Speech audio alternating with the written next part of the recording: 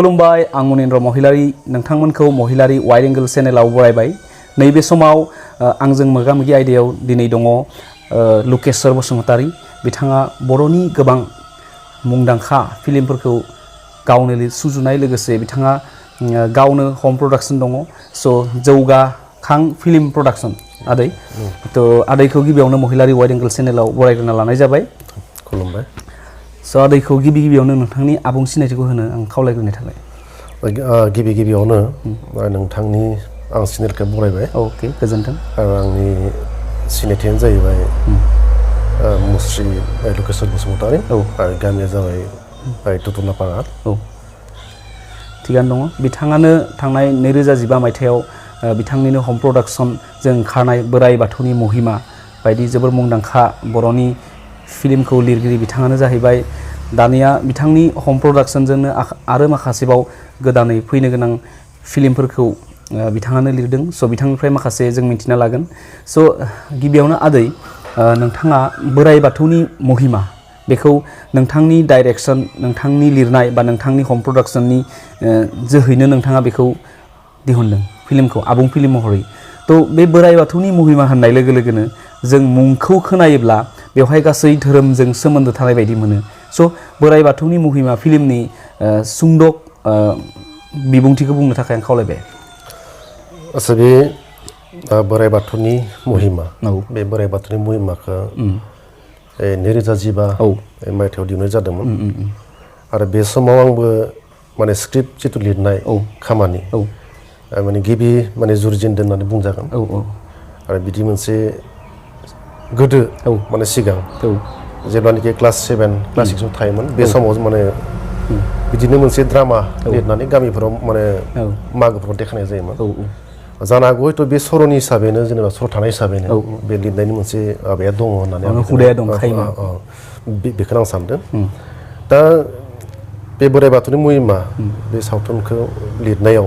माने आंनि गिदिर बिबान मोनसे दायित्व होफैदोंमोन दा लोगोआव आंनो सासे माने दंबायोमोन आरो माने खासे आदिबासि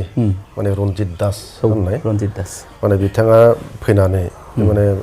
बोराइ बाथौनि मोनसे फिल्म दिहुनो जाहैबाय ओमफ्राय जायनिखि डाइरेक्टर बे डाइरेक्टराबो माने आंखौ ब्रा मोनसे जेनेबा स्क्रिप्ट लिरनांगौ आरो नोंथाङानो बे फिल्मखौ बानायनांगौ बिदि मोनसे नार्सिं फैदोंमोन आरो दा बिदि बुंनाय लेखा माने आंबो लिरनो सेस्था होबाय आरो लिरै आंबो माने बेखौ माने खोब सिन्था खालामनानै बेखौ लिरनो गोनां जादों आरो जे बेखौ माबायदि लिरबा मोजां खारन धर्मनि मोनसे फिल्म जाहैबाय बेखौ जानला मानला लिरबाथ' आरो हयथ' माने पाब्लिक कमेन्ट थाहैबाय आरो ओमफ्राय बाथौ महासभा थाहैबाय माने बिथांमोना आंखौ हमनो नाजागोन बा खाबु मोनगोन दा बेखौ गासैखौबो नायनानै माने बे माबाखौ आं माने लिरनो गोनां जाहैदोंमोन आरो दा बिदिनो माखासे किसुमान डायलग बे डायलगखौ बेयाव सोनाय जादों माने जाय डायलगा एकदम माने जोंनि गावलिया भाषा माने बेयाव माने सोलियो आरो बिदि डायलगखौ सोनाय जादों दा बेखौ बोराइ बाथौनि महिमा होनना बुङोब्लाथ' बेखौ जेनेबा नायथावा आरो मानोना खालि बेयाव बाथौ धोरोमनि बावनाय थिनाय हयथ' थागोन माने बिदि मोनसे मानसिफोरनि गोसोआव बहुद सानखांनाय फैदोंमोन आरो मुंखौ खोनानाय लोगो मोनसे सानखांनाय फैयो बे मुंखौ खोनानाय लोगो लोगोनो बे धोरोमनिखौ जों मानो नायनो माने आसार-खान्थि कन्ट्रभार्सि जायो आरो कन्ट्रभार्सि जायो थिग बिदिनो माने क'क्राझार जिथु बिसमुरियाव आं जिथुनाखि फिल्म देखायनो थांदोंमोन थारमाने बेयाव मोनसे आपुथि फैदोंमोन आरो थारमाने बे फिल्मा माने बोराय बुरि नायग्रा फिल्मसो बेयाव माने सेंग्रा सिख्लाया नायनो हाया ना बिदि मोनसे माने बाथ्रा बेरखांदोंमोन आरो माने जेब्ला फिल्मखौ माने माबाबाय होबाय माने नायलांबाय थाबाय आरो क'क्राझारनि जिथु राव आरो जोंनि उदालगुरिनि जिथु राव एसे डिफारेन्स माबा थायो दा बे समाव जेनेबा नायै उनावथ' माने प्राय मानसिफ्रानो माने बुंनो हमबाय फिल्माथ' बिब्दि नङा माने मुंजों आरो सिंनि कनसेप्टआ बेलेग माने बिदि उनाव नायै माने बहुत मोजां मोनलांबाय आरो बे माबाखौ सावथुनखौ बेवहाय नोंथाङा मा बिथिंखौ लानानै बांसिन नोजोर बोनाय जादोंमोन आं बेयाव जेनेबा आंथ' प्राय माने उन्दै समनिफ्रायनो आं धर्मआव बिराद गुरुत्त' दंमोन आं 10 बोसोर माने गावबो माने गोथारै जाबोदोंमोन बिबार हिसाबै आं माने धर्मनिफ्राय माने खारनो लुबैयो आरो जेनेबा गोसोआ थिना दा बेयाव आङो जे पाप खामानि जिथु मावोब्ला मानसिया मावोब्ला बिनि माबाया मा जायो फिथाइया आरो आं मोनसे फोथायनाय दङ जे मानसिया थैनायनि उनाव साजा मोनिया थारमाने थांना थानाय समावनो बे पापनि फिथाइखौ मोनो आरो जोबथासिम जोबथासिम बे थानाय समावनो माने जा खामानि मावनायाव जेनेबा पाप नांगोन बा पापनि खामानि मावगोन माने थांना थानाय समावनो बिनि माने फिथाइखौ माने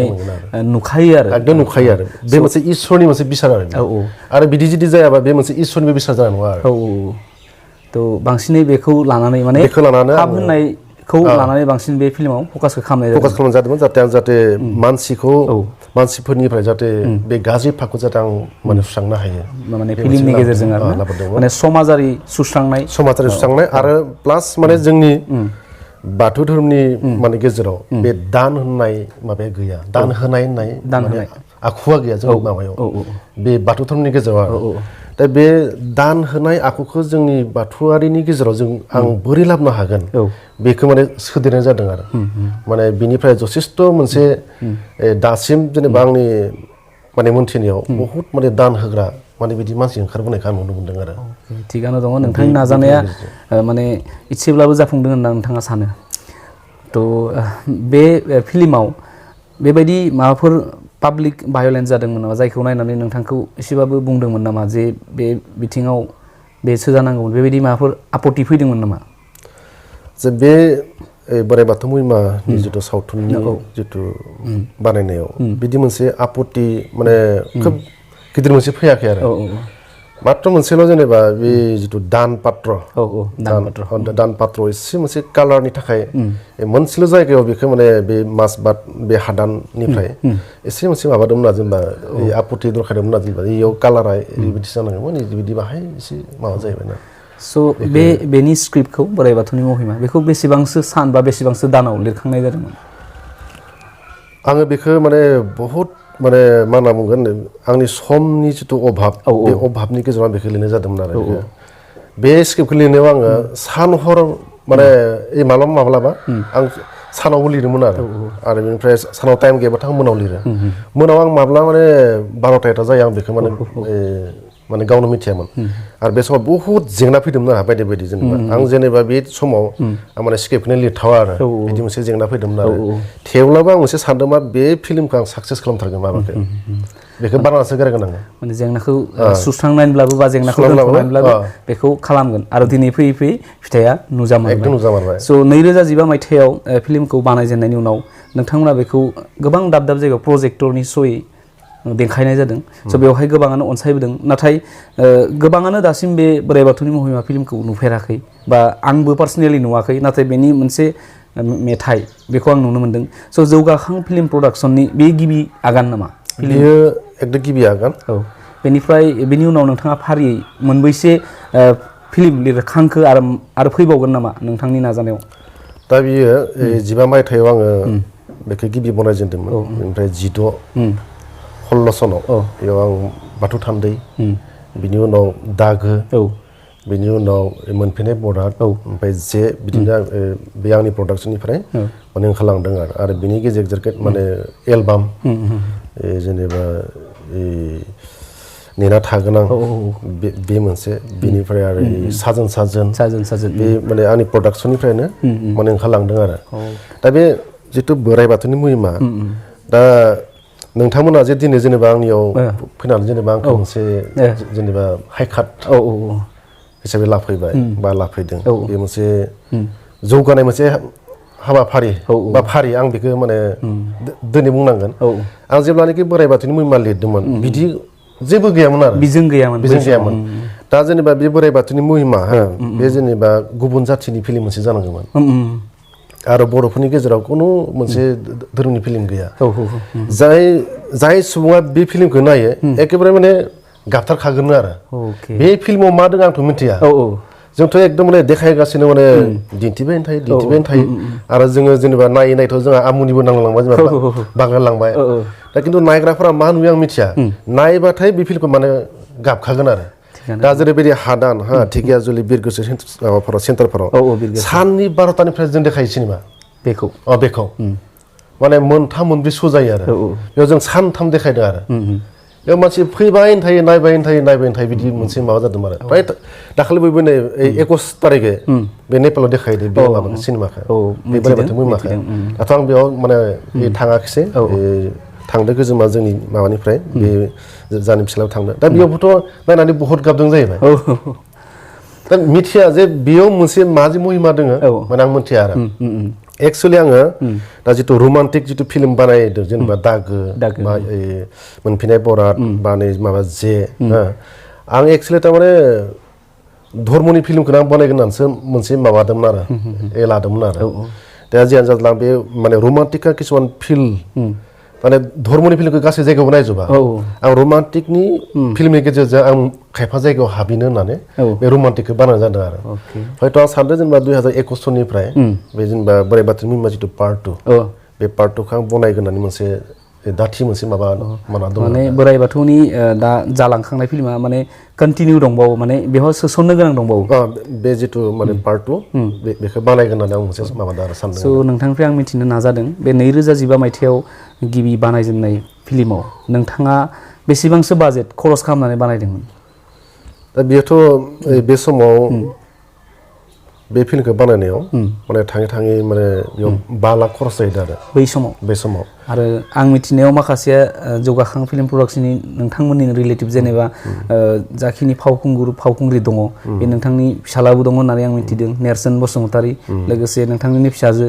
करबी बसुमतारी बेबो दं होनना मिथिदों स' बे बिथिङाव बै समावनो 2015 मायथाइयावनो 5 लाख खरस खालामनानै बे फिल्मखौ साक्सेसफुलि दिनै नायगिरिनि गोसोखौ बोहोनो हानाया थारैनो नोंथांमोननि बे जौगाखां फिल्म प्रडाक्शननि मोनसे राइट वे माने जायखौ होनो जोङो मोनसे माने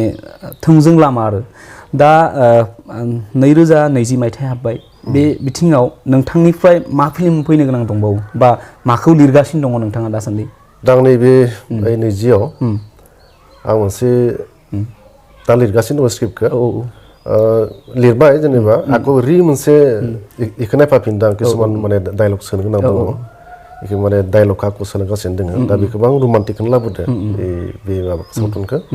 बेखौ आं जेनेबा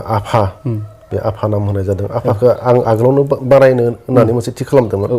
किसुमान असुबिदानि खारनाव बेखौ हायासै खिन्थु आं बे आफा सावथुनखौ देग्लाय माने लाबोफिननो सानदों आरो अके थ' बेयो अलरेडि लिरनाया स्क्रिप्टआ जाखांबाय अलरेडि बे जाबाय स्क्रिप्टआ माने शुटिंखौ स्टार्ट खालामसिगोन आरो शुटिंखौ आङो माने माब्लाबानो माने जागायनाय मोनसे माबा दंमोन टारगेट लाबायमोन खिन्थु न'खराव एसे असुबिदानि खारनाव बेखौ हायाखै दा नै मोनसे आं एप्रिलखौ सानदोंमोन दा एप्रिलाव हयथ' इलेक्सनासो मा खालामो बे मोनसे माबाखौ सानदों जोंनाथ' बिसायख'थि फैगासिनो दा बेखौबो एसे सानदों आरो गिबि माबायावनो उइकआवनो जानांगौ बेबायदि मोनसे जों मोनबाय थादों स' नोंथांनि बे आफा फिल्मनि सुंद' माने कनसेप्टखौ बुंनो हागोन नामा बेवहाय नोंथाङा माखौ थांखिनाय जों आफा होनबाथ' जों बिफाखौ थ' बेनि जोहै नोंथाङा माखौ बेबायदि फोरमायनो नागिरदों बेयाव बे आफा सावथुननि गेजेरजों आङो सासे खुदिया माने गथ'खौ लानानै लिरदों आरो बे खुदियानि थाखायनो बे मोनसे आफा माने सोदोबा माने ओंखारबोगोन आरो मोनसे समाव बेखौ माने लिरदों आरो ओमफ्राय किसुमान एकदम गोरोन्थि माने साननाय सन्देह माने जोंनि संसार जानायाव बे संसार जानायाव माने बिराद सन्देह जायोना खोमसि फोथायनाय जेनेबा खमसे खम बे माने बिसि फिसायनि गेजेराव माने जथेस्थ' जायो आरो बे सन्देहखौ माने बिनि गेजेरजों आं माने देखायनो सानदों आरो बे समनि गेजेरजों थिगानो दङ नोंथांनि बे नाजानाया जाफुंसारथों बेखौ आं मिथिबाय दानिया बोराइ बाथौनि महिमा बे सावथुननि जोहै नोंथाङा जोंहा दा बर' सावथुन मुलुग दं बेफोराव माबाफोर बान्था मोनदोंमोन नामा आङो बे बोसोराव गिबि बनायजेननायमोनथ' बे सावथुनखौ ओमफ्राय बे मायथाइयावनो सिमलायाव माबा जादोंमोन जोंनि अल बड' सिनियर आर्टिस्ट एस'सियेसननि बेयाव माबा जादोंमोन एवार्ड फांसन जादोंमोन दा बेयाव आङो गिबि थांजेनदों आरो आं जेबो मिथिया जे मा थांनानै आं मा खालामहैनांगौ मा थानांगौ सिगाङाव आंथ' फिल्डखौबो मिथियामोन मोनथाराम एसेबो आं बेयाव थांदों ओमफ्राय आंनि मोनसे ग्रुप लांदों आङो मोसाग्रा ग्रुप फिसाजों लांदों एक्ट्रिसखौनो लांदों ओमफ्राय बेयाव डान्स खालामदों जथेस्थ' गाहाम मोनदों बेयाव डान्स खालामनायखौबो आरो बे सिमलायावबो माने बे फिल्मा सोलिलांदोंमोन आरो बेयाव बे बोसोराव आं एवार्डनि खोथाखौ गैया एवार्ड माने फैयाखै आरो एकदम माने गोदान आंबो आरो हयथ' एवार्ड होनाय माबाया बेयावनो फार्स्ट जादों आरो स्टार्टिं बर'नि गेजेराव होनाय बेयावनो माबा जादों फार्स्ट जादों आरो बेनि उनाव नैथिफ्राव माबाफोर मोनदों नामा नैथियाव आङो बे बाथौ थान्दैयाव बेस्ट स्क्रिप्ट राइटार हिसाबै मोनदोंमोन मा जायगायाव जादोंमोन बे दिमागसो जादोंमोन आरो नोंथांमोननि हालामावनो बे जोंनि हालामावनो बावैसो सिगां थांनाय बे बोसोरावनो